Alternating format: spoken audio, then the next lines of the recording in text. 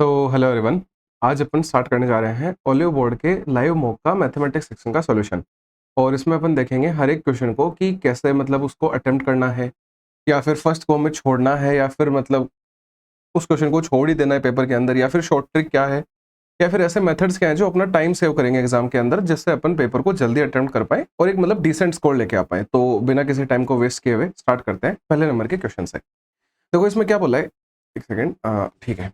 पहले नंबर के क्वेश्चन में क्या बोला है कि तीन सर्कुलर ऑब्जेक्ट है अपने पास में, और तीनों सर्कुलर ऑब्जेक्ट की जो रेडियस है वो 13 सेंटीमीटर मतलब सेम है। ये तीनों एक दूसरे के साथ में टच करके रखे हुए हैं, मतलब ये इस कंडीशन में है, ये पहला, ये दूसरा और ये तीसरा।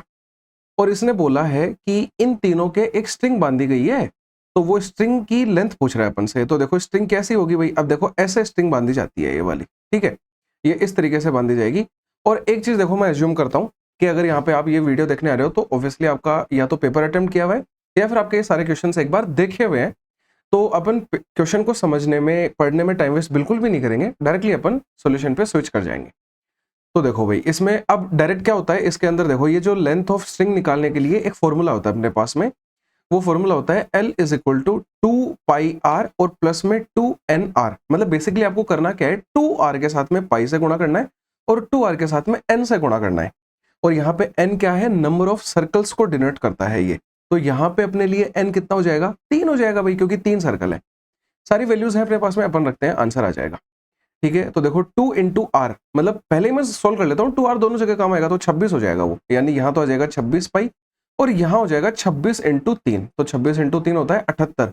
तो मतलब देखो 78 प्लस 26 पाई, जो सी ऑप्शन है वो एकदम से अपना करेक्ट हो जाएगा। ठीक है भाई, आ जाओ सेकंड नंबर के क्वेश्चन पे। इसमें क्या दे रखा है कि ये एक बार ग्राफ दे रखा है, इसमें नंबर ऑफ प्रिंटर्स सोल्ड दे रखे हैं 5 कंपनियों के द्वारा, और अपन से मैन्युफैक्चर की ये बात पूछ रहा है। इसने बी और ई के मैन्युफैक्चरिंग का रेशियो दे रखा है 16:7 का। अब देखो सोल्ड पे अगर अपन को जाना है तो पहले मैन्युफैक्चरिंग वालों में एक वैल्यू होनी चाहिए, ये तो एक रेशियो है। तो भाई इसको अपन 1600 और 700 मान लेंगे, उससे कोई फर्क नहीं पड़ेगा और बढ़िया आंसर आ जाएगा अपना। तो अब देखो बी ने 1600 का कितना सेल किया है, बी ने 28% किया है। ठीक है भाई, 28/100। ई वालों ने 700 का कितना किया है, 700 का इसने 80% किया है, तो यहाँ 80% की वैल्यू निकाल लेंगे। भाई ये कैलकुलेशन बहुत इजी है, और यहाँ पे एक ट्रिक भी बता देता हूँ मैं। जैसे ये तो 560 आ गया, इसमें देखना 00 से 00 तो कट गया। भाई 16 इंटू 28 मेरे को पता है, बच्चा बच्चा कर लेगा, कोई बड़ी बात नहीं है 16 का टेबल लिखना। पर इसमें आप अगर a plus B A minus B यानी A square minus B square वाले ट्रिक लगाओगे तो जल्दी हो जाएगा। भाई मैं क्या बात कर रहा हूँ, किसी लोगों को समझ में नहीं आ रहा होगा, जिसको आ गया वो स्किप कर सकता है, ध्यान से देख लीजिएगा। जल्दी से छोटे में बता देता हूँ। एक एग्जाम्पल ले लेते हैं अपन, 23 गुणा 17 का, मान लो ये सोल्व करना है। तो भाई इनके जस्ट बीच में वैल्यू देखो क्या है, 20 है। तो आप यहाँ पे ये नहीं लिख सकते क्या कि 20 का स्क्वायर माइनस 3 का स्क्वायर, क्यों? क्योंकि देखो ये a plus B A minus B तो बनेगा, तो लास्ट में ये निकल के आ जाएगा। अब ये सोल्व करना देखो कितना आसान है, क्यों? क्योंकि 20 का स्क्वायर 400, 3 का स्क्वायर 9, इसको सोल्व करते हैं तो 391 आ जाता है, इजी बन गया ये। यही चीज अगर मैं यहाँ पे अप्लाई कर दूं तो देखो क्या बन जाएगा। अरे भाई 16 और 28 के जस्ट बीच में वैल्यू 22 है, इधर भी 6 का अंतर, इधर भी 6 का अंतर। 22 का स्क्वायर 484, 6 का स्क्वायर 36। अब इन दोनों को घटाना बहुत ईजी है, तो ये कितना आ जाएगा, ये 8 आएगा, ये 4 आएगा, ये 4 आएगा, 448 आ गया। इजी बना दिया मैंने, देखो। बाकी गुना करना 16 का टेबल इजी है, पर ये चीज बहुत बार काम आती है, ले लेंगे अपन काम में, क्या जाएगा। ठीक है भाई, इन्होंने 448 बनाए, और कितने, बी ने, और ई ने कितने बनाए, 560। अब इसने क्या पूछा है कि नंबर ऑफ प्रिंटर जो ई ने सेल किए हैं वो कितने कम या ज्यादा हैं बी के कंपेयर में। भाई 112 ज्यादा है, 448 पे ज्यादा है, यही बस ध्यान देना है। मैं देखो एक चीज बताता हूँ, और भाई 112 लिख लो। और कई बच्चों, अगर कोई बच्चा अगर ध्यान नहीं देता है कि किसके कंपेयर में, देखो बी के कंपेयर में ना देख के वो ई कर देता है 560, तो देखना दोनों आंसर निकाल के दिखाता हूं मैं। यहां से भी इंटू 100 इंटू 100, भाई ये ऐसे 4 बार कटेगा, ये 25% आ जाएगा। ये 0 से 0 कट गया, ये 2 बार कट गया, ये 20% आ गया। देखो 20 भी है ऑप्शन में और 25 भी है, यही गलती नहीं करनी है। बस अपन को उसने बी के रेस्पेक्ट में पूछा है, तो बी का 448 नीचे आएगा, यानी कि 25% वाला आंसर सी ऑप्शन अपना सही हो जाएगा। ठीक है भाई, थर्ड नंबर के क्वेश्चन पे आ जाते हैं। इसमें क्या दे रखा है, ये एक एक्सप्रेशन दे रखा है और एक्स क्यूब की वैल्यू पूछ रहा है। ऑब्वियसली एक्स क्यूब अपन जब भी निकाल पाएंगे जब अपने पास में एक्स की वैल्यू होगी। तो मैं देखो यहाँ से एक्स निकालना बताता हूँ आपको। अपन क्या करते हैं, एक बार इसको लिख लेते हैं, x upon 21 plus 21 upon x और बराबर में 1। अब भाई देखो अपन क्या करते हैं, या तो इनका एलसीएम ले लेते हैं, तो एलसीएम लेंगे तो 21 एक्स आ जाएगा, ये क्रॉस मल्टीप्लाई हो जाएंगे, यानी एक्स स्क्वायर प्लस 21 का स्क्वायर आ जाएगा। 441 लिख दो चाहे 21 का स्क्वायर लिख दो, बात एक ही है। ये 21 एक्स अपन उधर भेज देते हैं, तो ये क्या बन जाएगा, 21 का स्क्वायर बराबर में 21x। अब इसको अपन इधर भी ले आते हैं, तो x स्क्वायर प्लस 21 का स्क्वायर माइनस 21x बराबर 0। अब मेरे को पक्का पता है कि बच्चे इसमें क्या दिमाग लगाएंगे कि अपन क्वाड्रेटिक इक्वेशन मतलब श्रीधराचार्य फॉर्मूला लगा देते हैं और x की वैल्यू निकाल लेते हैं, पर नहीं निकल के आएगी, रियल रूट्स निकलेंगे ही नहीं इस इक्वेशन के, क्योंकि जो इसका d है ना वो लेस देन 0 है। भाई अगर ये क्या बातें हो रही हैं किसी को समझ नहीं आ रहा, तो वो बस इतना समझ लो कि यहाँ पे x की अपन डायरेक्टली कोई वैल्यू नहीं निकाल सकते, या तो कोई एक्स्ट्रा मतलब कैलकुलेटिव है वो यहाँ ऑप्शन रख के देख लो, आंसर आ जाएगा। अगर ऐसा नहीं करना है तो बेस्ट मेथड तो मैं ये बताना चाहूंगा आपको, तो ये क्या होता है, a प्लस बी का होल क्यूब और इनटू में आ जाता है a square plus B square minus A B. ठीक है भाई, सही बात है। अब देखो यहाँ पे a स्क्वायर दिख रहा है प्लस बी स्क्वायर दिख रहा है और माइनस ए बी भी दिख रहा है, लेकिन ये बराबर 0 है, तो अपन क्या करते हैं, इसमें इधर a प्लस बी का होल क्यूब से गुणा कर देते हैं। कोई दिक्कत लग रही है, नहीं लग रही, तो भाई बराबर है जो 0, उधर भी a प्लस बी के होल क्यूब से गुणा होगा तो वो तो 0 ही रह जाएगा, यानी कि इस इतने पार्ट की वैल्यू 0 आ गई, यानी ये वाले पार्ट की पूरे की वैल्यू 0 हो गई। तो देखो यहाँ पे अपन a और b रख देते हैं भाई, तो ये आ जाएगा x क्यूब, ये आ जाएगा 21 का क्यूब, और यहाँ ये तो पूरा का पूरा 0 बनी गया है। अब यहाँ से मैं x क्यूब निकालूंगा तो वो माइनस में 21 का क्यूब आ जाएगा, और माइनस 21 का क्यूब क्या होता है भाई, minus sign as it is आएगा, 21 का क्यूब होता है 9261, यानी कि जो ए वाला ऑप्शन है वो अपना एकदम से सही हो जाएगा। 4th नंबर पे आ जाते हैं। इसमें क्या बोला है, एक सॉलिड कॉन है जिसकी वॉल्यूम दे रखी है अपन को, इसको एक होलो सिलेंडर के अंदर रखा गया है जिसकी रेडियस और हाइट सेम कॉन जैसी ही है। तो ये बोला कि वॉल्यूम ऑफ वाटर क्या चाहिए। देखो इस क्वेश्चन को मैं समझाता हूँ कि भाई विजुअलाइज करके देखना कि एक आपके पास में सिलेंडर है या फिर ड्रम मान लो, और उसके अंदर एक कॉन रखा गया है इस तरीके से, ठीक है। तो भाई इसने क्या बोला कि दोनों की रेडियस सेम है, ठीक है भाई, दोनों की हाइट क्या है, सेम है, ओके। ये पूछ क्या रहा है, ये ऐसे बोल रहा है कि इस अब सिलेंडर में पानी कितना डाल ताकि ये एम्प्टी जो स्पेस है वो पूरा भर जाए। काफी इजी है भाई, मैं बताता हूँ क्या करेंगे। अपन क्या करेंगे, सिलेंडर की पूरे की वॉल्यूम निकाल लेंगे। सिलेंडर की वॉल्यूम क्या होती है, पाई आर स्क्वायर एच, उसमें से अपन कोन की वॉल्यूम घटा देंगे, यानी 1/3 पाई आर स्क्वायर एच, तो अपने पास में ये एम्प्टी स्पेस की वॉल्यूम बच जाएगी। बड़ा इजी है, इसको मैं एक बार सोल्व करके दिखाऊं आपको। देखो आर और एच दोनों का सेम था तो ये माइनस हो जाएंगे, तो ये आएगा 2/3 पाई आर स्क्वायर एच। यहां तक ओके है। अब इसने एक चीज दे भी रखी थी अपन को, सॉलिड कोन की वॉल्यूम दे रखी थी। सॉलिड कोन की वॉल्यूम का फॉर्मूला या फिर कोन की वॉल्यूम का formula 1/3 pi R square H, ये 27 पाई दे रखा है इसने। अगर अपन यहां से पाई आर स्क्वायर एच की वैल्यू निकालें तो वो 27 पाई इंटू 3 आएगी, ठीक है भाई, यहां रख देते हैं। ये 2/3 तो था ही, पाई आर स्क्वायर एच की वैल्यू क्या आ गई, 27 पाई इंटू 3, ठीक है भाई, 3 से 3 घट गया, 27 दूनी 54, 54 पाई अपना इस क्वेश्चन का आंसर आ जाएगा। बेहद ईजी था, कहीं कोई दिक्कत नहीं लग रही। 5वें नंबर के क्वेश्चन पे आ जाते हैं, और ये स्टार मार्क क्वेश्चन है भाई, बहुत बढ़िया क्वेश्चन है, ध्यान से देखिएगा। आसान है, मुश्किल कोई भी नहीं है, पर मैं ये रिकमेंड करूंगा कि अगर मान लो आपके पास में टाइम कम है या फिर आपको थोड़ा सा भी मुश्किल लग रहा है, तो आप इस क्वेश्चन को एक बार के लिए स्किप कर दो, mark for review and next कर दो।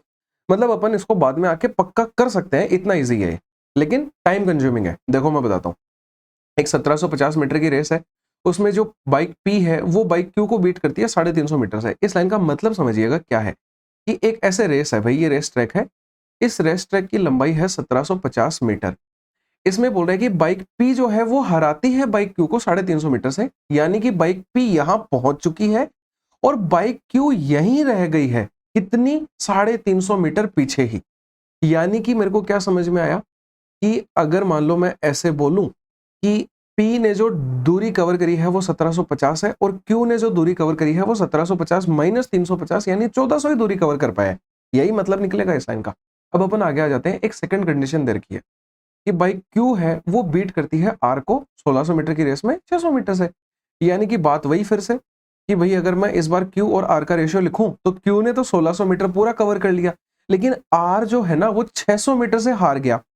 तो भाई 1600 में से 600 अपन घटाते हैं तो 1000 मीटर ही कवर कर पाया आर वाला बंदा। अब अपन क्या करते हैं, पी क्यू आर का कंबाइन करके रेशियो निकाल लेते हैं क्लब करके। तो देखो कितना आजी है भाई, इसको बस सिंप्लीफाई करना है। ये 0 से 0 कट गया, ये दोनों 7 से कट जाएंगे, ये 7 से कटेगा 20 बार, ये 7 से कटेगा 7 दूनी 14, 7 पंजे 35, और ये दोनों 5 से कट जाएंगे, 5 और 4 आ जाएगा। ये वाले 2 से कटेंगे तो 8 रेशियो 5 आ जाएगा। अब देखो भाई कुछ नहीं करना, यहाँ पे 8 है, या तो इस रेशियो को पूरे को डबल कर लो या फिर आप इसमें क्रॉस मेथड लगा दो, कैसे भी कर लो, रेशियो को बराबर करो बस। एक बार के लिए अपन डबल कर लेते हैं, तो यहाँ 10 बनेगा, यहाँ 8 बनेगा। तो देखो P का 10 आ गया रेशियो, Q का 8 आ गया, डिस्टेंस कवर करी हुई का रेशियो आ रहा है ये, और ये R है, R का 5 आ गया। मेरे को एक बात बताना आप, आगे इसने कंडीशन दे रखी थी अलग से कि बाइक P जो है वो बाइक R को बीट करती है 18 सेकंड के अंदर 720 मीटर की रेस में। तो भाई इस चीज का मतलब क्या है कि P और R ने अपने लिए तो 10 और 5 के रेशियो में रेस करी है। अगर मैं सिर्फ PR का रेशियो लेता हूं तो देखो 10-5 का मतलब क्या होता है, 2:1 होता है, हाँ या ना। अब यहां से है ना दो तरीके के बच्चे हो जाते हैं, एक तो वो बेसिक लगाने लग जाएंगे, एक ट्रिक लगा लेंगे। आपकी मर्जी है भाई, जैसा टाइम बचाना चाहते हो वैसी चीजें कर लो। मैं बताता हूं, देखो यहां देखिएगा, बड़ा ही इजी है, बहुत ध्यान से देखेंगे बस अपन। ये देखो क्या करना है भाई, 2:1 है, यानी कि अगर P वाला बंदा 720 मीटर जाता है तो R वाला बंदा सिर्फ 360 मीटर ही जा पाएगा।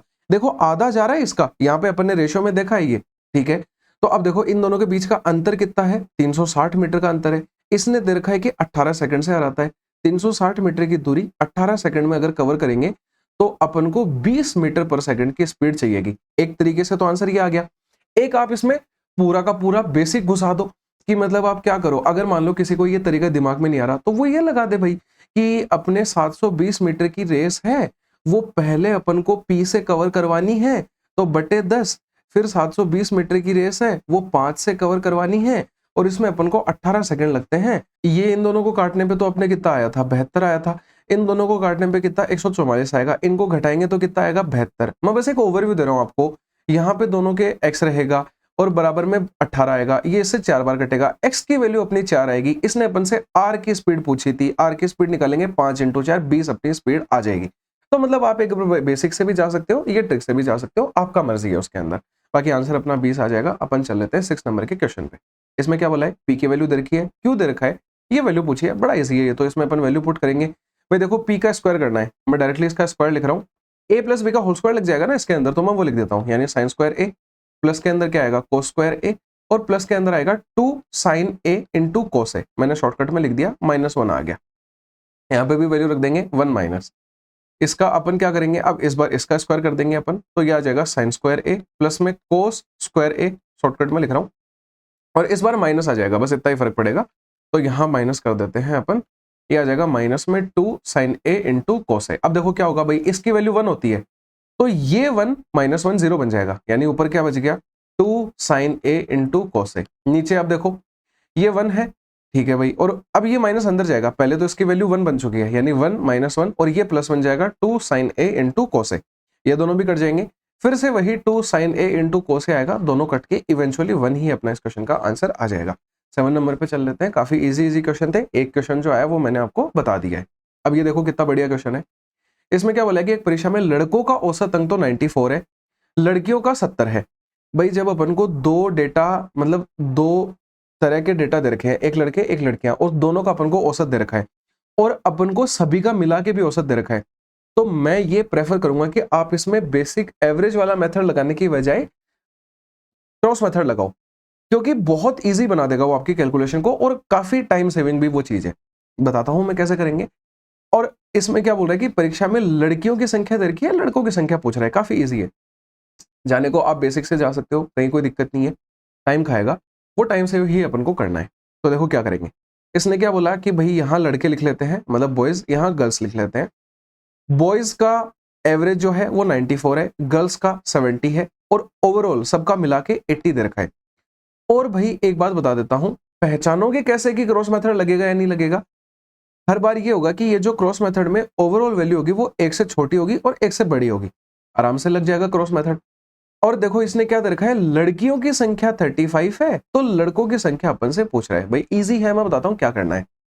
जैसे देखो अपन ने इसमें से ये घटाएंगे तो 14 आएगा, यहां से घटाएंगे, डिफरेंस लेना होता है, प्लस आए माइनस आए उससे कोई फर्क नहीं पड़ता, ये 10 आएगा। दोनों का अपन ने रेशियो ले लिया, ये 5 आ गया, ये 7 आ गया। एक फॉर्मूला है भाई अपना, उसको आपको हमेशा ध्यान रखना है। वो फॉर्मूला क्या है, वैल्यू बटा किसकी और गुणा चाहिए जिसकी। तो इस फॉर्मूले के अंदर क्या है, वैल्यू, यानी 35 एक वैल्यू दे रखी है, ये किसकी वैल्यू है, ये 7 की वैल्यू है। मेरे को चाहिए किसकी, 5 की वैल्यू चाहिए। तो देखो ये इससे 5 बार कटेगा, 5 × 5 25 लड़के आ जाएंगे। और अगर कोई भाई इतना नहीं करना चाहता तो वो डायरेक्टली देखो 7 का 35 5 गुणा है, तो 5 का 5 गुणा करेंगे तो 25 आंसर आ जाएगा अपना। मतलब लड़कों की जो संख्या है वो 25 हो जाएगी। 8 नंबर पे आ जाते हैं। 8 नंबर में क्या दे रखा है, अपन को वैल्यू ऑफ के फाइंड करनी है इस इक्वेशन के लिए जहां नो सॉल्यूशन हेल्ड करती है। भाई अपन ने है ना बहुत मतलब डिटेल से जब पूरा चैप्टर पढ़ा था कोऑर्डिनेट ज्योमेट्री वाला, मैंने वहां पे इतना डिटेल से सिर्फ 1 घंटे में सिर्फ इनके बारे में बताया था कि सॉल्यूशंस कैसे होते निकलते हैं लाइनों के, उनकी कंडीशंस क्या होती है। अगर कोई जाके देखना चाहे तो वो देख सकता है, मतलब हर एक चीज उसमें बहुत डिटेल से बताई हुई है। अभी अपन डायरेक्टली इसके अंदर सॉल्यूशन पे आ जाते हैं। 3 कंडीशन होती है, एक बार मतलब रिवीजन के लिए मैं यहाँ पे तीनों कंडीशंस लिख देता हूँ। पहली कंडीशन क्या होती है कि कोई भी दो लाइनें या तो एक दूसरे को इंटरसेक्ट कर सकती हैं, या फिर वो दोनों एक दूसरे के पैरेलल रह सकती हैं, या फिर वो एक दूसरे के ऊपर कोइंसिडेंट रह सकती हैं, यानी एक दूसरे के ऊपर परस्पर रह सकती हैं। अब इनकी कंडीशंस क्या होती हैं भाई? देखो कंडीशन ये होती है कि अगर एक भी एक पॉइंट पे कट कर रही है, यानी एक सॉल्यूशन देखे जाएंगे वो, और इनको बोला जाता है कोइंसिडेंट लाइन। और इसकी कंडीशन होती है कि a1/a2 बराबर नहीं होता b1/b2 के। ये भाई कभी मिलती ही नहीं है, तो ये एक भी सॉल्यूशन नहीं देंगी, यानी ये नो सॉल्यूशन दे देंगे अपन को। ठीक है भाई, इसको थोड़ा सा ऐसे कर लेते हैं अपन। अब देखो, और यहां पे क्या होगा, a1/a2 is equal to b1/b2 और नॉट इक्वल टू c1/c2। यहां पे ये वाली कंडीशन लग जाएगी। और जब ये तीनों बराबर हो, मतलब एक दूसरे के ऊपर कोइंसिडेंट होते हैं, तो तीनों चीजें बराबर हो जाती हैं। और ये तीनों चीजें जब बराबर होती हैं तो ये क्या करते हैं, इनफाइनाइट सॉल्यूशन देते हैं। यहां पे क्या देते हैं, नो सॉल्यूशन देते हैं। अब इसने अपने क्वेश्चन पे आ जाते हैं। इसने क्या बोला, नो सॉल्यूशन। नो सॉल्यूशन मतलब पैरेलल लाइनें, पैरेलल लाइनें मतलब ये कंडीशन लगाएंगे, आंसर आ जाएगा। तो देखो क्या आएगा, a1/a2 is equal to b1/b2 is not equal to c1/c2। इस कंडीशन का कोई काम नहीं है, सिर्फ अपना इस वाली से आंसर आ जाएगा। देखो क्या लिखेंगे, 7/k बराबर में 4/28 बराबर, आगे लिखने की नीड नहीं है। 4 से 28 कट गया 7 बार, यहां से क्रॉस मल्टीप्लाई करेंगे, के की वैल्यू 7 × 7 49, अपना इस क्वेश्चन का आंसर आ जाएगा। काफी इजी था। 9 नंबर पे आ जाते हैं। ये वाला क्वेश्चन भी भाई देखिएगा, टाइम टेकिंग है थोड़ा सा। इस क्वेश्चन को एक बार आप पढ़ के आगे निकल जाओ और इस क्वेश्चन को लास्ट में आके अटेम्प्ट करो। अभी तक सिर्फ मैंने 2 क्वेश्चन ऐसे बताए जो आपको दोबारा से आके करने हैं, बाकी सारे फर्स्ट गो में होने लायक थे। अब देखो भाई, लेकिन करेंगे कैसे, अपन तो अभी देख लेते हैं। ठीक है, अपन को बाद में आने की नीड बिल्कुल भी नहीं है। 2 तरीके हैं इस वाले को क्वेश्चन को करने के। एक तो आप ऐसे जाइए कि मतलब आप है ना 290160 जो वैल्यू दे रखी है वहां से स्टार्ट करिए, और एक आप उल्टा चालू हो जाइए। दोनों मेथड है, कहीं से भी जा सकते हैं। जैसे देखो मैं बताता हूँ भाई, मैंने ऐसे मान लिया कि ये जो 290160 जो है, ये क्या है, लिटरेट मेल पॉपुलेशन है पी स्टेट की। देखो ये पी स्टेट दे रखा है, इसके अंदर ये लिटरेट वाले लोग हैं, और इसके अंदर ये मेल 3 है अपने पास में, हाँ या ना? ठीक है, तो देखो मैं क्या करता हूँ, एक सेकंड यार, ये हाँ ठीक है। तो अब देखो करेंगे क्या अपन इसको सोल्व करने के लिए। भाई इसने मेरे को मेल 3 दे रखे हैं, हाँ या ना? तो मेल 3 है कितनों में से, 5 में से है, हाँ या ना? तो अपन क्या करते हैं कि 290160, इसमें 2-3 बार फॉर्मूला अपना काम आ जाएगा, वैल्यू बटा किसकी गुणा चाहिए जिसकी। 290160 वैल्यू किसकी है, ये मेल पॉपुलेशन की है, लिटरेट में पी में लिटरेट में मेल की पॉपुलेशन है, यानी ये 3 की वैल्यू है। मेरे को चाहिए किसकी, मेरे को ये पूरों की वैल्यू चाहिए। मैं सारे लिटरेट लोग जानना चाहता हूँ कितने हैं, तो 5 की वैल्यू निकाल दूंगा मैं, 3 + 2 5। इससे मैंने इसको काटा, 9 × 27, 6 × 18, 7 × 21, 20 आ गया। इसको या तो गुणा करना चाहो तो कर लो, बाकी मेरे हिसाब से गुणा करने की नीड नहीं पड़ेगी, तो ये मैं एज इट इज लिख देता हूँ 96720 × 5। आगे चलते हैं, इसने क्या बोला है। एक और मेथड बताऊंगा मैं, वो थोड़ा सा एक लाइन के अंदर हो जाएगा, इसमें अपन को 2-3 लाइनें लिखनी पड़ेंगी। अब देखो ये वैल्यू किसके आ गई, टोटल लिटरेट के आ गई। लेकिन टोटल लिटरेट तो 62% ही है इस गांव में, यानी ये 62 की वैल्यू है, और मेरे को 100 की चाहिए, क्योंकि 100 का मतलब सारे लोग आ जाएंगे, पढ़े अनपढ़ सारे आ जाएंगे। और वही अपन को पूछा है कि total population of the state is, यानी कि पी स्टेट की टोटल पूछी है, ये आंसर आ जाएगा। ये 31 से आराम से कट भी जाएंगे, कोई दिक्कत नहीं लगेगी। देखो मैं बता देता हूँ, 31 दूनी 62, और ये 31 से कटेगा 3 बार तो 93 आएगा, फिर 37 एक बार, फिर 6 तो 2 आ जाएगा। ये देखो अब ये कट गया भाई, ये यहाँ पे कट जाएगा कितनी बार, 15, 156 बार, और 156 को 5 से गुणा कर लेंगे अपन तो 78 आएगा। 78 यानी ये वाला आंसर तो आ गया, आंसर आने में कोई दिक्कत नहीं है। अच्छा एक चीज और बता देता हूँ, ये 156 को 5 से इतना जल्दी कैसे गुणा किया मैंने, 156 का आधा करो और एक 0 लगा दो। 156 का आधा 78 होता है, एक 0 लगा दी, बाकी ये 3 0 आगे आ जाएंगे। यहाँ तक कोई दिक्कत नहीं है। एक लाइन में कैसे निकालेंगे आंसर, भाई देखिएगा, मैं मान लेता हूँ total population of the state है वो x है, ठीक है भाई, कोई दिक्कत नहीं है। अब मेरे को क्या दे रखा है कि लिटरेट मेल पॉपुलेशन पे जाना है मेरे को, तो देखो भाई x है, उसमें से 62% लिटरेट है, ठीक है भाई, और इसमें से 3 मेल हैं जिसकी पॉपुलेशन दे रखी है 5 में से, और यहां पे दे कितनी रखी है, 290,160।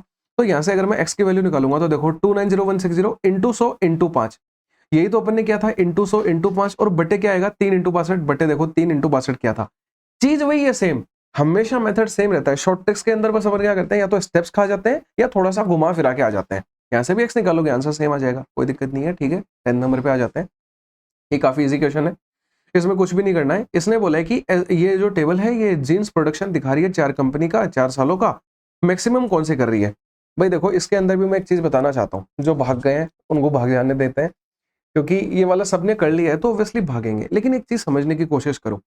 देखो भाई इसमें 100 की लाइंस में डेटा है, और यहां देखो 200 300, मतलब ये वाला तो पक्का बहुत कम रह जाएगा, तो ये तो मैं गिनूंगा ही नहीं। अब यहाँ देखो फिर 100 100 100 100 200, भाई ये वाला इसको कैसे कंपीट कर पाएगा, ये 300 की लाइन में जा रखा है, ठीक है। और फिर ये वाला को तो कोई भी कंपीट नहीं कर पाएगा, क्योंकि इसमें देखो ये भी 200 ये भी 200 ये भी 200, तो अगर आप चाहो तो सिर्फ इन दोनों को जोड़ लो, ये दोनों तो कंपटीशन में ही नहीं रहेंगे अपने, इनको अपन एक बार जोड़ लेते हैं। तो देखो ये कितना आएगा, और अप्रोक्सीमेट जोड़ो, एग्जैक्टली जोड़ने की कहीं कोई नीड नहीं है।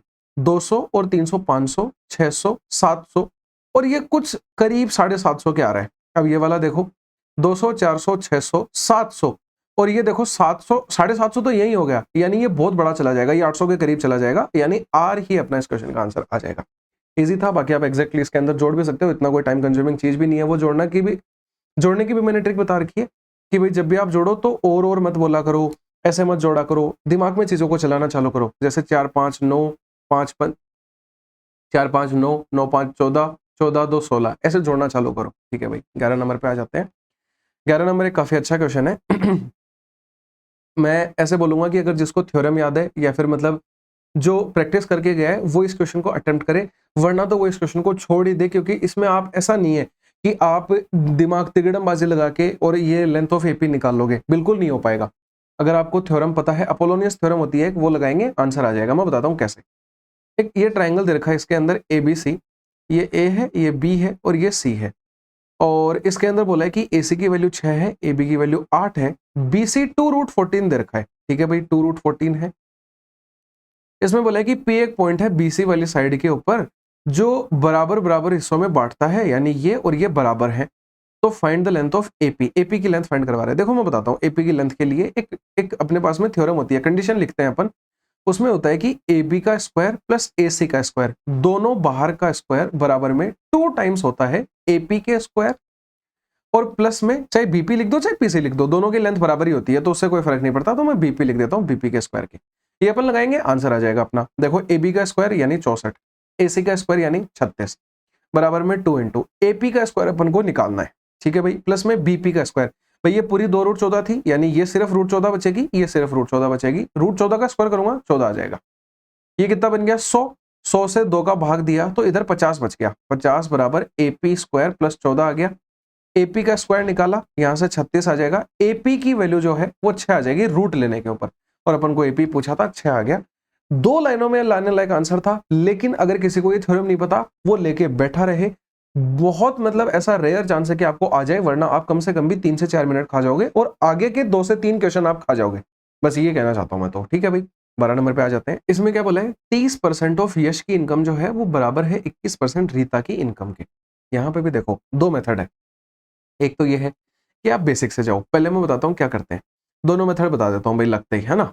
इसने बोला है कि 30% ऑफ यश की इनकम 21% ऑफ रीता की इनकम के बराबर है। परसेंट के अंदर नीचे दोनों में 100 आएगा, वो कट जाएगा, तो आप है ना ये चीजें कम लिखना चालू करो, जितना कम लिखोगे उतना टाइम बचाओगे, ठीक है।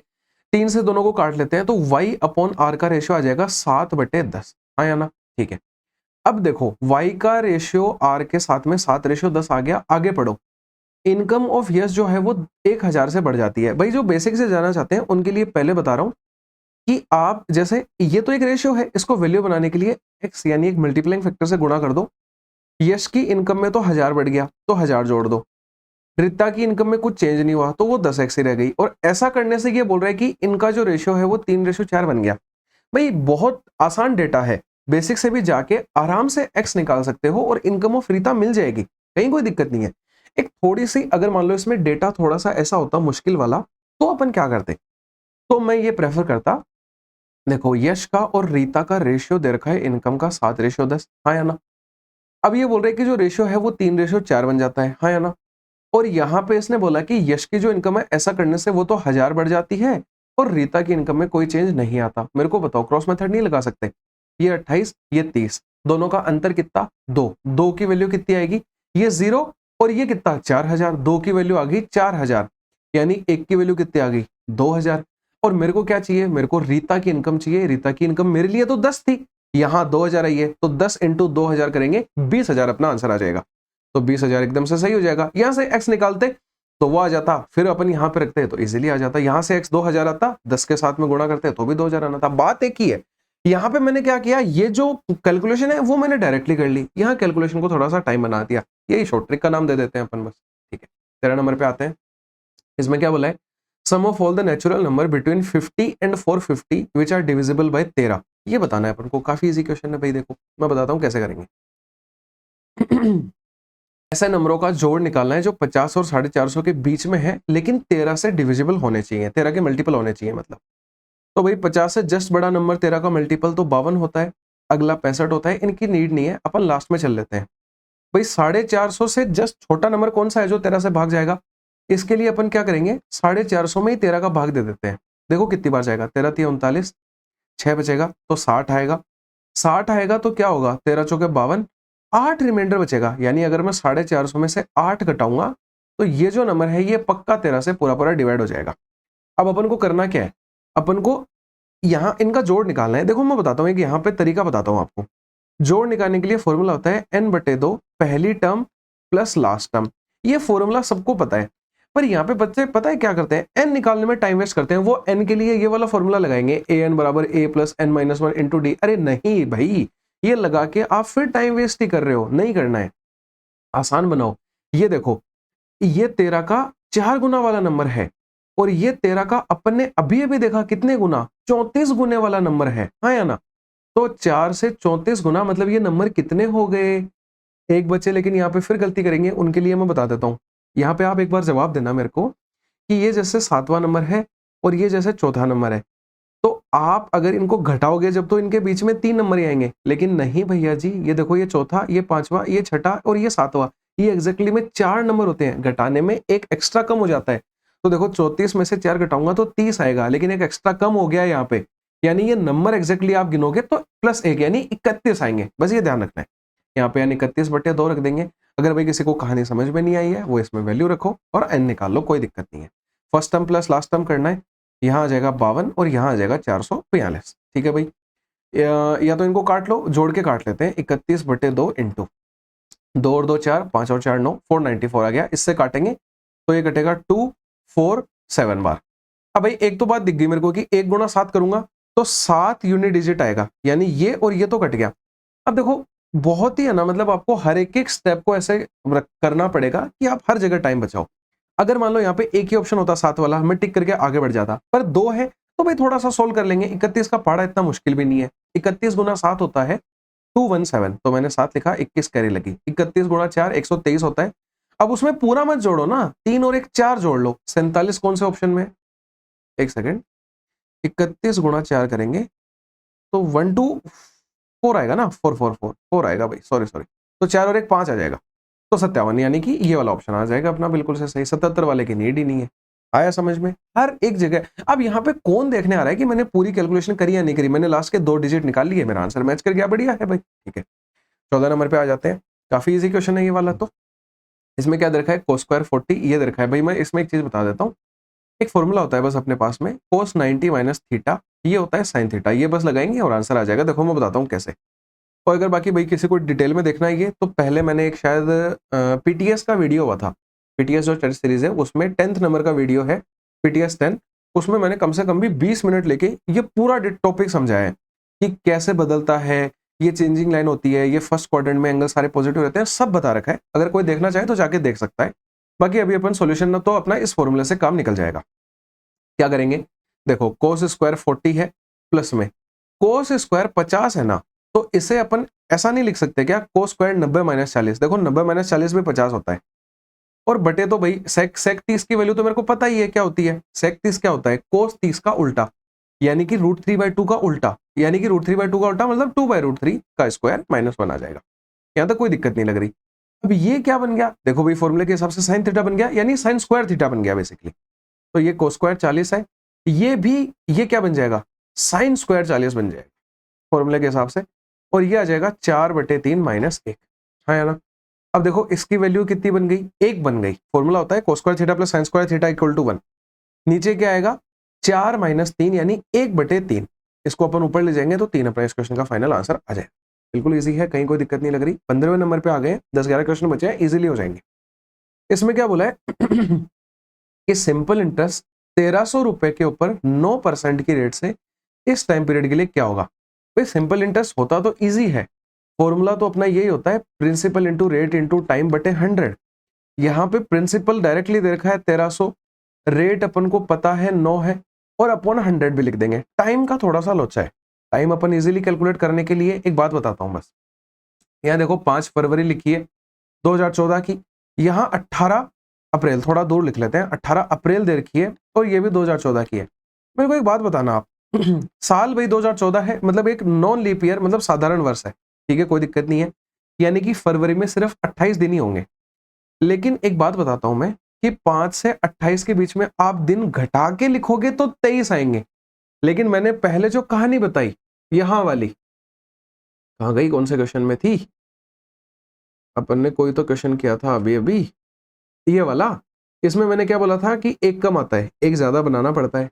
मतलब यहाँ पे 28 दिन की बजाय दिन कितने लेने पड़ेंगे, एक्चुअली में 23 दिन की लगे 24 दिन लेने पड़ेंगे, एक एक्स्ट्रा बस, क्योंकि एग्जैक्टली 5 से 28 गिनेंगे तो 24 दिन होंगे। अब पूरी मार्च के कितने दिन होते हैं, 31, और अप्रैल के कितने, 18 दिन टोटल है। इनको जोड़ो भाई, 8 और 4 12 और 1 13, ये 7 73 आ गया, यानी कि 73 दिन आ गए। लेकिन यहाँ पे अपन तो क्या लेते हैं, साल लेते हैं। 73 दिन को साल में बदलने के लिए 365 से भाग दे दो। अब ये कैलकुलेशन बच्चे भी कर लेंगे, काफी इजी कैलकुलेशन है। आंसर निकाल लो भाई, 00 से 00 कट गया, 73 से 365 5 बार कट गया, 13 इंटू 9 करेंगे 117 आएगा, 117/5 करना है। मैंने क्या बोला, 117 से जब भी 5 का भाग देना है, भाग देने से ज्यादा आसान मेरे को 117 का दुगना करना लगता है। इसका दुगना क्या होता है, 234। लेकिन भाई एक के बाद पॉइंट लगाना पड़ेगा, है या ना। अपन वहां पे तो क्या करते थे, अपन 0 हटा देते थे, यहाँ 0 नहीं है तो एक के बाद पॉइंट लगा दो, 23.4 अपना आंसर आ जाएगा। ठीक है भाई, 16 नंबर पे आ जाते हैं। ए और बी ने एक बिजनेस स्टार्ट किया, इतने इतने रुपए लगाए, साल के एंड में उनको प्रॉफिट इतना मिला, तो शेयर ऑफ बी कितना होगा इस टोटल प्रॉफिट में। भाई बस इतना बता देता हूं कि अगर आपका टाइम सेम होता है तो जो भी आपका प्रॉफिट होता है वो डायरेक्टली प्रोपोर्शनल होता है आपके अमाउंट के, यानी आपके इन्वेस्टमेंट के। इन्वेस्टमेंट लिख लो भाई, कैसे आता है ये, एक फॉर्मूला होता है अपने पास में कि प्रॉफिट बराबर टाइम इंटू इन्वेस्टमेंट, हाँ या ना। तो देखो, तो अगर टाइम सेम है तो दोनों का, जैसे देखो अगर इन्वेस्टमेंट जितना ज्यादा होगा उतना प्रॉफिट ज्यादा मिलेगा, इन्वेस्टमेंट जितना कम उतना प्रॉफिट कम, ये डायरेक्टली प्रोपोर्शनल रहते हैं एक दूसरे के। तो अब देखो मैं बताता हूं भाई, इन्वेस्टमेंट इन्होंने कितना किया है, 4500 और 6400, रेशियो ले लो इन दोनों का।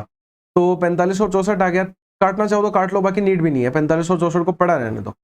अब देखो साल के एंड में, मतलब दोनों का टाइम सेम, टाइम सेम मतलब प्रॉफिट का और इन्वेस्टमेंट का सेम रेशियो, यानी ये इन्वेस्टमेंट का है, यही प्रॉफिट का रेशियो है मेरा। अब आगे चलते हैं, इसने क्या बोला, टोटल प्रॉफिट इनको 10028 मिला है। भाई वैल्यू बटा किसके गुणा चाहिए, जिसकी एक 10,028 एक वैल्यू है, ये किसकी है, ये इनके टोटल प्रॉफिट की है, मतलब 64 + 45 की वैल्यू है ये, तो 109 की वैल्यू हो गई। मेरे को चाहिए किसकी, बी का कितना प्रॉफिट है, भाई बी का प्रॉफिट 64 है, इसकी वैल्यू निकालनी है। देखो एक और यहाँ पे चीज बताता हूँ भाई, ध्यान से सुनिएगा मेरी बात। अब यहाँ पे दो तरीके हैं, या तो आप इस क्वेश्चन में डिजिटल सम लगा दो, आंसर पक्का आ जाएगा। अगर किसी को डिजिटल सम नहीं आता वो भी कैलकुलेशन इजीली कर सकता है, दोनों तरीके बताऊंगा मैं। पहले तो अपन एक बार नॉर्मल तरीका देख लेते हैं कि भाई मैंने ऐसे देखा कि इतने एग्जैक्ट आंसर दे रखे हैं, मतलब पक्का ये इसको काटेगा, इतना तो पूरा हो गया। अब देखो ये 109 है, 109 का अगर मैं 100 गुणा लेता हूं, एक बार देखना भाई, ऐसे कैलकुलेशन सीखनी पड़ेगी आपको। 109 का 100 गुना लेता हूं तो 10,900 आता है, ये तो 10,900 से छोटी वैल्यू है, मतलब 100 गुना से तो छोटी वैल्यू आएगी, ठीक है भाई। लेकिन मैंने एक चीज देखा कि जस्ट थोड़ी सी छोटी वैल्यू है 100 गुना से, तो मैंने ऐसे देखा यहाँ 9 है यहाँ 8 है, मैं 9 को किस नंबर से गुणा करूं कि 8 आ जाएगी यूनिट डिजिट, भाई 9 को 2 से गुणा करने पे 18 आता है। तो पक्का है कि आप 109 का अगर 92 में गुणा करोगे ना तो यही नंबर आएगा, और गारंटी देता हूं करके देख लेना, ऐसा ही होता है। अब देखो अभी भी पूरा नहीं करना है भाई, लास्ट में 2, लास्ट में 4, यूनिट डिजिट को गुणा किया 8 आया, 8 एक ऑप्शन में मिला मात्र मेरे को, मैंने टिक कर दिया और मेरा आंसर आ गया। इतना टाइम सेव किया अपन ने इस क्वेश्चन में।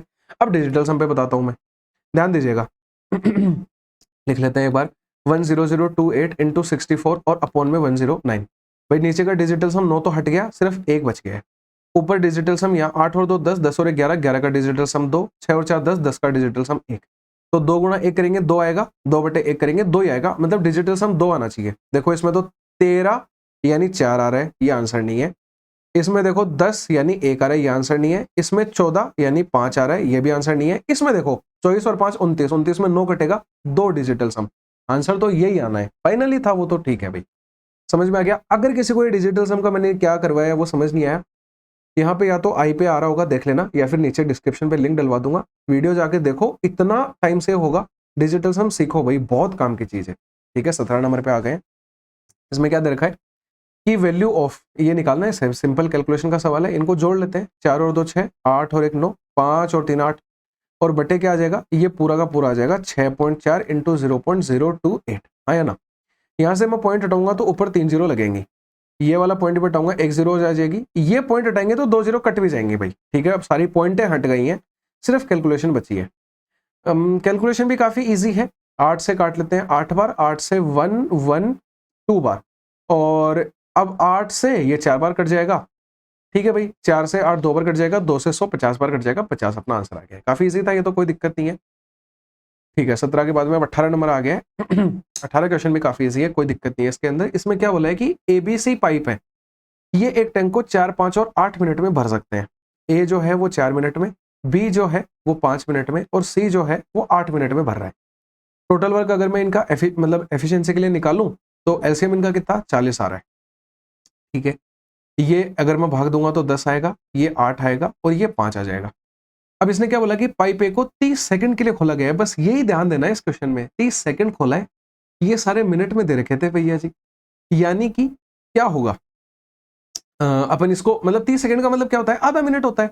यानी कि मैं ए को 10 की एफिशिएंसी से आधा मिनट अगर काम करवाता हूं तो ए 5 काम करके दे देगा मेरे को। ठीक है भाई, अब देखो पाइप बी जो है वो 3 मिनट के लिए खोला जाता है, पाइप बी को 8 की एफिशिएंसी से काम करवाएंगे 3 मिनट के लिए, यानी 24 काम कर देगा।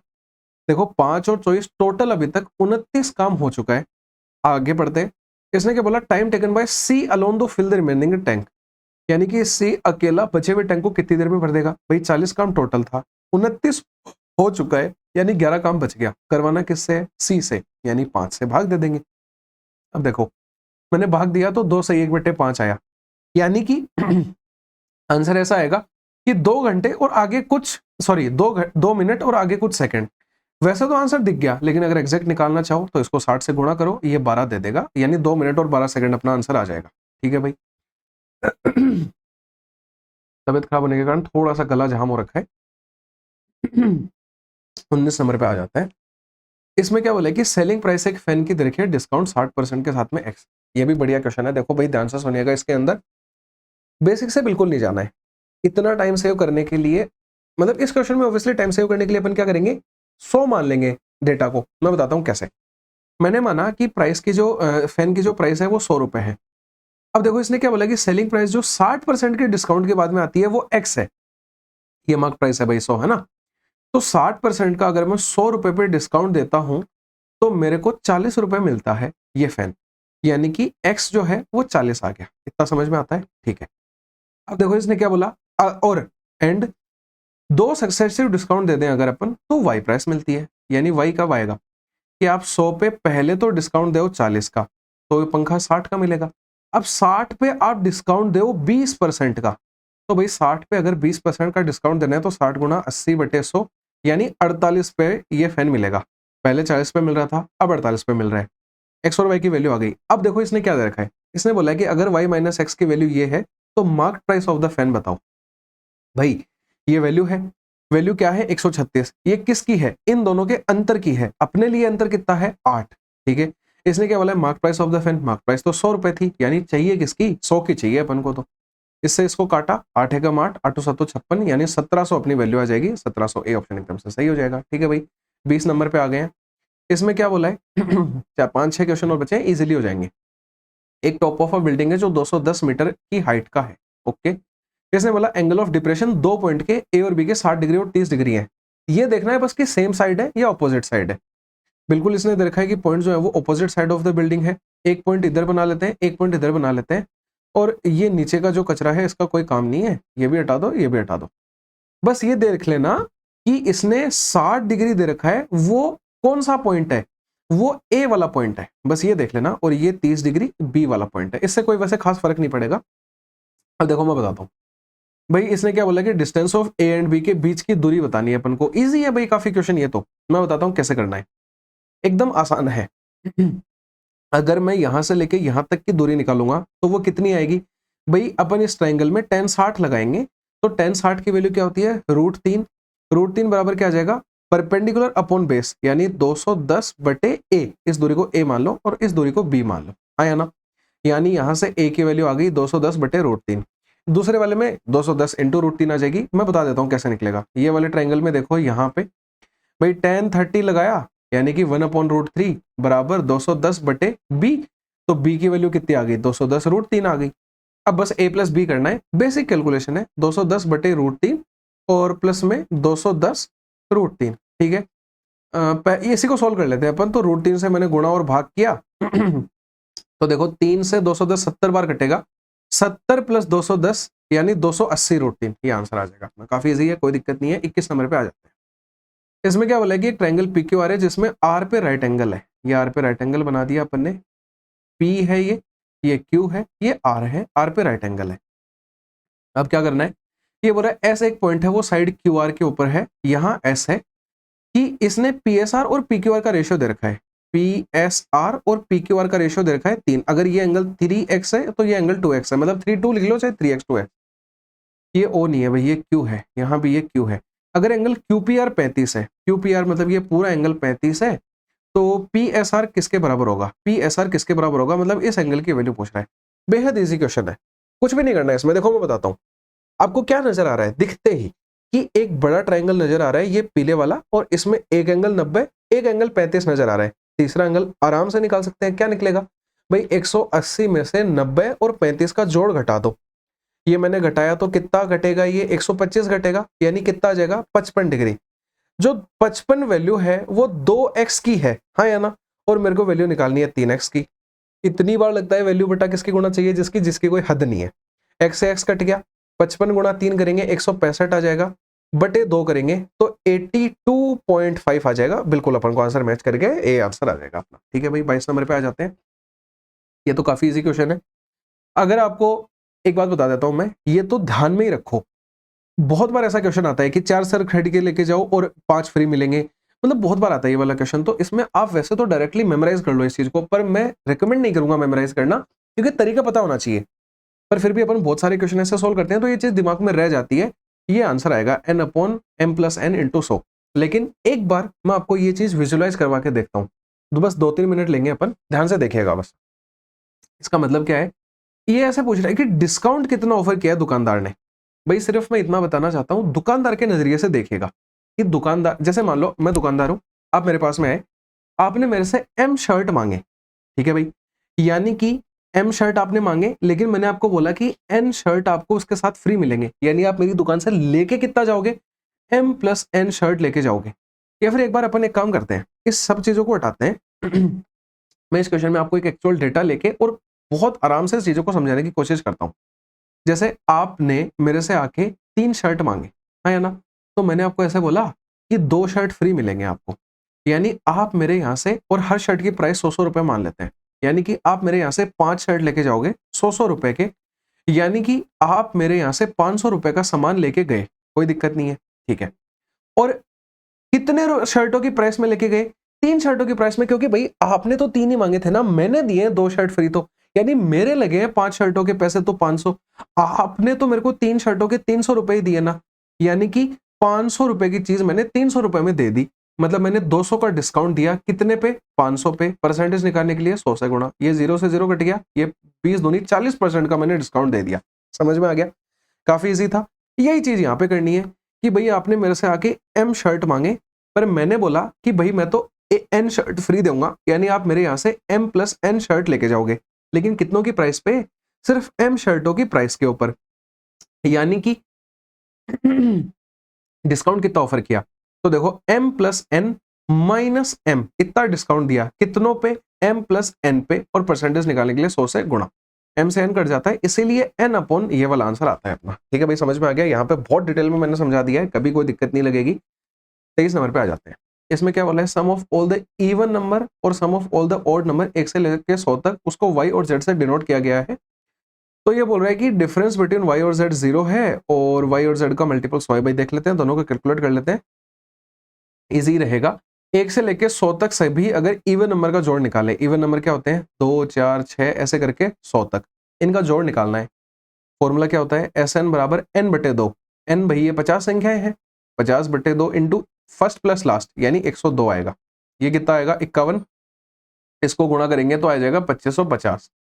अब ओड का निकाल लेते हैं, यहाँ आएगा 1 3 ऐसे करके 99 तक, ये भी 50 संख्याएं हैं, 50 बटे 2 into 1 plus first plus last, यानी 100 आएगा। ये 50 आएगा, 50 इंटू 50 2500 आ जाएगा। इसने क्या बोला कि y और z के बीच में जो अंतर है वो 0 है, अपने लिए तो अंतर 50 आ रहा है, यानी ये गलत है। आंसर नहीं बता रहा हूं मैं, ये स्टेटमेंट गलत है। अब आगे चलते हैं। इसने बोला both y and z are multiple of 100, अरे भाई ये तो है 100 का मल्टीपल, पर ये नहीं है, यानी ये भी गलत है। अब इसने पूछा क्या है कि कैन नॉट बी ट्रू, अरे भाई दोनों ही ट्रू नहीं है, यानी दोनों ही ऑप्शन अपने क्या हो जाएंगे? बोथ 1 एंड 2 आर मतलब आंसर हो जाएंगे अपने, है गलत लेकिन आंसर हो जाएंगे। ठीक है, तो इस नंबर पे आ जाते हैं। ये भी काफी अच्छा क्वेश्चन है अगर आपको फॉर्मूला पता है तो, वरना तो आप इसके अंदर कैलकुलेशन और मतलब बिठाते ही रह जाओगे कि कैसे करूं क्या करूं। देखो मैं बताता हूं, इसने क्या बोला है कि 2 पर्सन है m और n, उन्होंने एक दूसरे की तरफ चलना स्टार्ट किया अपने घर से। मतलब देखो ऐसा है कि ये m बंदा का घर है, ये n बंदे का घर है, ये n का ये m का, ये दोनों ने एक दूसरे के घर की तरफ चलना चालू किया। ये बोल रहा है कि स्पीड ऑफ m जो है वो 6/5 है स्पीड ऑफ n की, यानी कि अगर अपन m अपॉन n लिखें तो वो 6/5 आ जाएगा। ओके, इसने बोला कि n को मिलने के बाद में m जो है वो 2.5 घंटे लेता है n के घर पे पहुंचने के लिए। 2.5 घंटे का मतलब क्या होता है? 2 से 1/2 यानी 5/2 घंटे आ जाएगा। ठीक है भाई, आगे चलते हैं। How much time was taken by n to reach m home after meeting on the way, यानी कि यहां से ये तो 2.5 घंटे ले रहा है, ये कितना टाइम लेगा?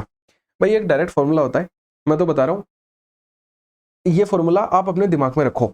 इस क्वेश्चन, इस टाइप के 2-3 क्वेश्चन बस प्रैक्टिस कर लो और दिमाग में रखो, इतना टाइम सेव कर लेगा आपका एग्जाम के अंदर। आपको ये सब ना डायग्राम बनाना है ना कोई एक्स्ट्रा दिमाग लगाना है, बस आपको देखो एक छोटी सी मैं लाइन बोल रहा हूँ, वो लाइन अपने दिमाग में बिठा लेना। लाइन क्या है कि ए और बी ने चलना चालू किया और दोनों एक दूसरे से मिलने के बाद में आपस में मतलब आमने सामने चलना चालू करते हैं, और दोनों मिलने के बाद में ए तो t1 टाइम लेता है और बी t2 टाइम लेता है।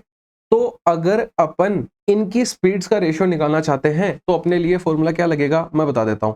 ए ने टाइम लिया था t1, बी ने टाइम लिया था t2, तो अगर अपन a अपॉन बी लिखना चाहें तो वो आता है अंडर रूट में t2 अपॉन t1, उल्टा हो जाता है दोनों का और रूट लग जाता है बस। तो देखिएगा यहाँ पे कि अपने लिए कितना दे रखा है, यहाँ पे 6 और 5 दे रखा है, यानी कि 6/5 बराबर अंडर रूट में कितना आ जाएगा? t2 का टाइम मतलब ये देखो 6/5, 5 अपना n का था और m ने लिया है 2.5 घंटे, यानी m के 2.5 घंटे मतलब ये 5/2 नीचे आ जाएगा, 2 यहाँ लिख देंगे और यहाँ पे x अपन को निकालना है। भाई इधर स्क्वायर कर देंगे, ये 36/25 आएगा, इधर 2 गुणा x/5 आ जाएगा। 5 से 25 5 बार कटेगा, 2 से 36 18 बार कटेगा, 18/5 करना है तो 18/5 करना है। मैंने आपको ट्रिक बताई थी अभी 5 का भाग देने के लिए, 18 का दुगुना करो 36 और 1 के बाद में पॉइंट लगा दो, यानी 3.6 अपना इस क्वेश्चन का आंसर आ जाएगा। बड़ा इजी था, कहीं कोई दिक्कत नहीं लगी। 25 नंबर लास्ट और फाइनल क्वेश्चन पे आ जाते हैं। इस क्वेश्चन की भी एक ट्रिक बताऊंगा, ध्यान से सुन लीजिएगा बस, ठीक है। देखो क्या करना है, ये क्वेश्चन का मतलब समझाता हूं पहले मैं। क्या है कि अगर n सब्ट्रैक्ट किया जाता है इन सभी नंबर्स में से, तो जो भी नंबर है वो कंटिन्यूड प्रोपोर्शन में होते हैं, n की वैल्यू बतानी है। 3 मेथड है इस क्वेश्चन को करने के, मतलब बथेरे तरीके हैं, लेकिन जो सबसे बेस्ट मेथड है वो मैं लास्ट में बताऊंगा। पहले ध्यान से सुनिएगा कि आप गलती क्या करते हो और समझ भी लेते हैं कि मतलब क्या है। भाई इसका मतलब है कि 9, 15 और 27 ऐसे नंबर हैं कि इनमें से आप कुछ कुछ घटाओ, इनका पहले प्रोपोर्शन लिखो, तो वो क्या बनेगा 9/15 और 15/27। अब देखो इनका जो प्रोपोर्शन है वो बराबर नहीं आ रहा है, क्यों? क्योंकि 3 से काटने पे ये 3/5 बन रहा है, ये 3 से काटने पे 5/9 बन रहा है, ठीक है। मतलब अजीब सा प्रोपोर्शन आ रहा है इनका। लेकिन अगर मान लो मैं इसमें से कुछ कुछ घटा दूं, यानी एक x नंबर घटा दूं सब में से, तो ये एक प्रोपोर्शन में आ जाएंगे। अब ये x पता लगाने के लिए 3 तरीके हैं, देखो मैं बताता हूं क्या है, तरीके और भी होंगे अपन अभी 3 के बारे में डिस्कस करेंगे। पहला मेथड तो क्या है कि आप वैल्यू पुट कर लो, लेकिन भाई कई बार ऐसी फुटी किस्मत होती है कि क्या पता अपन ने ऊपर से वैल्यू पुट करना चालू किया और डी आंसर हो, बहुत टाइम खा जाएंगे अपन। नहीं भाई, अपन को टाइम सेव करना है, ये मेथड रिजेक्ट हो जाता है। सेकंड मेथड क्या है, आप यहां से क्रॉस मल्टीप्लाई करो और एक्स निकाल लो। भाई क्वाड्रेटिक बनेगी, क्रॉस मल्टीप्लाई करके जान बाहर आ जाएगी, लेकिन सोल्व नहीं हो पाएगा, बहुत टाइम खा जाएगा। टाइम इंपॉर्टेंट है बस, ठीक है, ये भी नहीं लगाएंगे। थर्ड मेथड है जो अपन अप्लाई करेंगे, स्मार्ट मेथड है, देखना पड़ेगा लेकिन ध्यान से ऑब्जर्व कीजिएगा मैं क्या कर रहा हूं। भाई मेरे नंबर है 9, 15, 15 और 27, हाँ या ना? ध्यान से देखिएगा मैं क्या कर रहा हूं। मैंने इन दोनों का अंतर लिखा, 6 आया। इन दोनों का अंतर लिखा मैंने, कितना आया? 12। करना कुछ नहीं है, इस 6 को 15 से गुणा कर दो इधर वाले के पहले से, और इस 12 को इधर वाले के पहले से गुणा कर दो। तो देखो क्या होगा, 12 इंटू 9 108, और इनका अंतर ले लो तो 15 और 6 का गुणा 90। और अब क्या करो, इन दोनों का अंतर इनके नीचे लिख दो। ठीक है भाई, बहुत आसान है। ये देखो ये 18 आ गया, 18/6 करेंगे 3 आ जाएगा, यानी 3 एक ऐसा नंबर होगा जिसको अगर अपन इनमें से घटाएंगे तो ये प्रोपोर्शन में आ जाएंगे। और देखो मैं रख के दिखाता हूं भाई, 9 में से 3 गया 6 आया, 15 में से 3 गया 12 आया, 15 में से 3 12, 27 में से 3 24, ये भी 1/2, ये भी 1/2 आए ना प्रोपोर्शन के अंदर। यही मतलब होता है इस चीज का। और कितना इजीली अपन ने सीख लिया, ये नहीं है भाई आंसर, 3 है, ठीक है, 3 है इसका आंसर, कोई दिक्कत नहीं है, समझ में आ गया अपन को। इस तरीके से आज का अपना पूरा पेपर सिंप्लीफाई होता है। इसी तरीके से अपन आगे भी पेपर्स को सिंप्लीफाई करते रहेंगे, बढ़िया बढ़िया मेथड सीखते रहेंगे। मैंने इससे पिछला भी ओली बोर्ड का पेपर करवाया था, बाकी पीटीएस जो टेस्ट सीरीज चल रही है वो तो सारे ही मैंने सिंप्लीफाई करवा रखे हैं। और ये मेरी जितनी भी सीरीजें हैं वो प्लेलिस्ट मैंने यहाँ पे लिंक डाल रखा है। एक इनमें सबसे इंपॉर्टेंट है ये मैथ्स टिप्स एंड ट्रिक्स वाली, बहुत इंपॉर्टेंट है भाई। इतने टाइम सेविंग्स के मैंने इसमें तरीके बता रखे हैं ना, जो भी मैं आज यूज कर रहा था वो सारे यही है इसके अंदर। तो अगर कोई जाके देखना चाहे तो वो प्लीज जाके देख सकता है, काफी हेल्पफुल रहेगी ये वाली चीज। ठीक है, बाकी मिलते हैं अपन अगले सोल्यूशन के साथ में, तब तक के लिए बाय बाय, टेक केयर।